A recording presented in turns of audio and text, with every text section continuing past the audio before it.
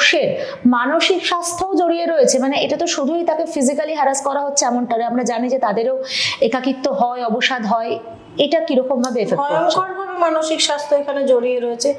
এই যে যারা ইনডিসক্রিমিনেট ব্রিডিং করছে তারা আলটিমেটলি একটা সময়ের পর যখন আর ব্রিডিং হচ্ছে না, যখন তাকে অ্যাকচুয়ালি টেক কেয়ার করার দরকার, যখন সে বয়স্ক হয়ে যাচ্ছে, সেই সময় রাস্তায় ছেড়ে দিচ্ছে বা কোথাও দিয়ে চলে আসছে। এবার ম্যাক্সিমাম ডগ যেগুলো পাওয়া যায় এরকমই পাওয়া যায় যে ব্রিডিং করে আর হচ্ছে না, রাস্তায় ছেড়ে দিচ্ছে। তো সেক্ষেত্রে তাদের তো মানসিক কিছু কিছু ব্রিড আছে যারা মানসিক অবসাদের জন্য তাদের অ্যাগ্রেসিভনেস বেড়ে যায়, কামড়াতে যায়, কাউকে ভরসা করতে পারে না, বিশ্বাস করতে পারে না। আবার কিছু ব্রিডের ডগ আছে, মানে ব্রিড বলে না, প্রত্যেক ব্রিডের মধ্যে ইন্ডিভিজুয়াল ডগেরও তো নিজস্ব চিন্তা ভাবনা রয়েছে, এবং তারা আবার দেখা যায় নতুন করে কাউকে বিশ্বাস করছে, ভরসা করছে।